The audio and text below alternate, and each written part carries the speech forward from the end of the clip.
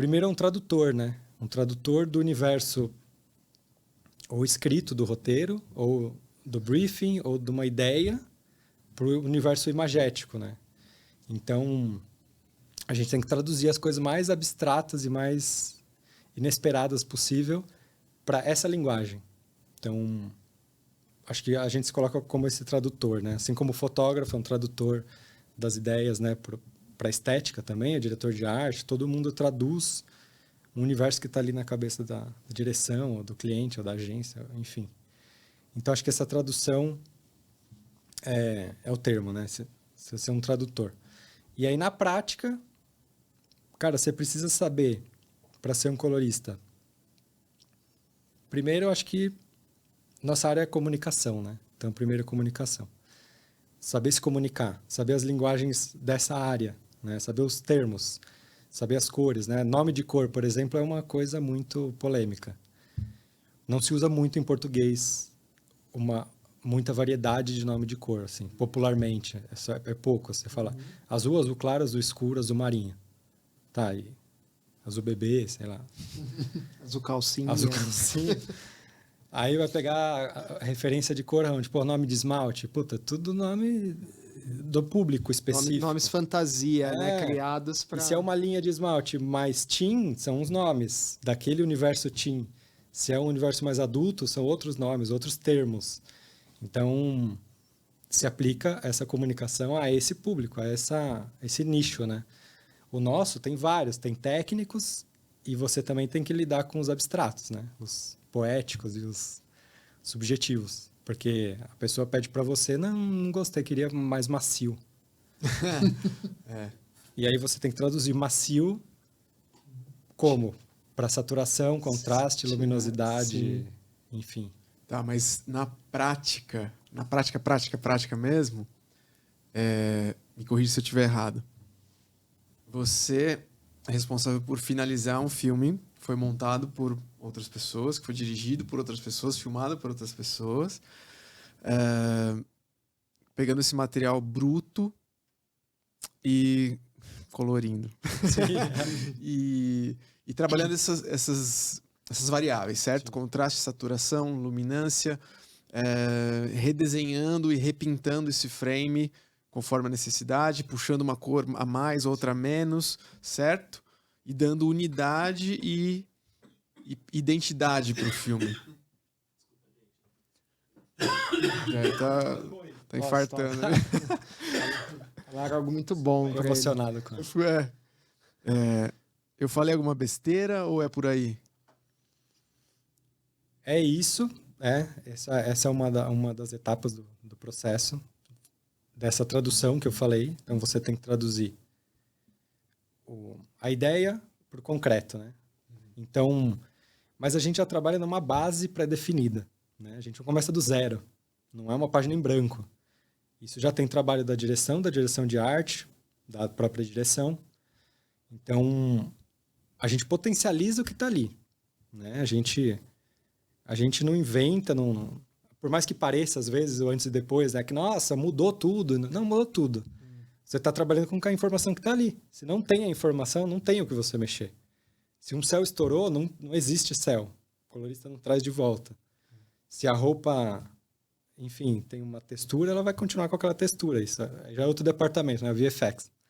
Mas a gente potencializa o que está ali. Então, eu acho de extrema importância o trabalho de quem captou a imagem. Já está colocando a intenção. Então, a direção de arte já pôs uma intenção. Narrativa, estética, para um público, seja um produto, identidade visual, né? A direção deu o caminho. A fotografia, né? Iluminou, lapidou, deu a forma, também potencializou a direção de arte. A gente está depois de tudo. Então, é o que a gente estava conversando. Tem uns pedidos meio absurdos, né? De mudar a imagem da água para o vinho, assim, de uma maneira que tem limite o color grading, assim. Por mais que pareça mágico quando põe antes e depois, tem limite. O limite é o que está ali no material, a informação do material. E a compressão do arquivo, o tipo de arquivo, a resolução, a forma como foi exposto o arquivo, tudo isso é um fator limitante da onde dá para ir. Então, às vezes, a pessoa pega, não dá para fazer tal coisa? Daria, se tivesse exposto certinho, se a roupa fosse dessa cor, se o fundo tivesse mais claro que a frente, daria para fazer. Se o fundo fosse mais frio do que a frente. Então, a gente tem que ter na cabeça, quando está criando o look, né, a correção de cor, ou criando a imagem, porque às vezes eu estou também uma etapa antes, várias etapas antes. Às vezes eu estou lendo o roteiro junto com a fotografia, a direção e a direção de arte. Já fiz filmes, longa-metragem, que eu estava nessa etapa, pré-produção. Puta, que bom, hein? Ler roteiro. Muito bom. Então você já vai criando na cabeça uma estética. Você já vai encaminhando essa estética, mas com a cabeça da pós. A De repente colaborando com... Não, totalmente colaborando com todo mundo e puxando a orelha de quem precisa e dando opiniões também. E às vezes mudando até uma forma ali que o fotógrafo talvez vai expor uma imagem ou vai usar uma temperatura de cor com a sua sugestão ali, né? Falando, olha, eu preciso que seja dessa maneira para chegar no resultado que eu quero, né? Isso a gente sempre discute, né? Não é uma decisão... É o que eu sempre falo. O trabalho não acontece sozinho. Tem uma equipe gigantesca envolvida. Nenhuma ação é individual. É sempre coletiva. Então, eu nunca chego e falo, eu vou puxar essa cor aqui porque eu quero. Isso tem que ter uma intenção, tem que estar coerente com o projeto. E no caso de um set, que é, né, na pós eu trabalho sozinho no ar-condicionado, sentadinho, bonitinho. Mas no set que a coisa está acontecendo, tudo é colaborativo. Então, vou pôr essa luz aqui. Te atrapalha? Diretor de arte, ok? Diretor, ok? Para a cor vai funcionar? Ou será que o cliente vai? Tá no caminho que o cliente pediu? Tem muitas questões, né? Não é só a minha opinião de não, eu botei aqui porque eu gostei. Não, calma, é um projeto com muitas pessoas envolvidas. Então é isso, a cor de um figurino vai influenciar muito no look e nas possibilidades, se dá ou não para fazer. A cor de um fundo de uma parede, um cenário, uma luz colorida. Então a gente está o tempo inteiro, eu estou o tempo inteiro no set, ou como DIT, né? Digital Image Technician, né? Que no Brasil é TID, técnico de imagem digital, que cuida dessa parte. Ele faz a ponte com a pós-produção. Então, é um colorista no set e é um braço direito do fotógrafo. Nos filmes que eu fiz isso, eu acho até... Cara, se eu fosse fotógrafo, eu adoraria ter esse braço direito, entre aspas, técnico, para eu ficar com mais tempo para o criativo. Então, eu vejo que sets que eu estou presente... A direção de fotografia conversa muito mais com a direção, muito mais fica ali junto com os atores no set, consegue lapidar a luz muito mais artisticamente com esse pensamento, sem ficar pensando, putz, será que vai estourar? Putz, será que tá vermelho demais aquela luz? Será que tá claro demais o rosto? Será que... deixa eu ligar o false color aqui para ver se tá... Não, deixa isso de lado, eu tô cuidando lá disso. para cuidar disso. Se tiver alguma coisa errada, eu te falo.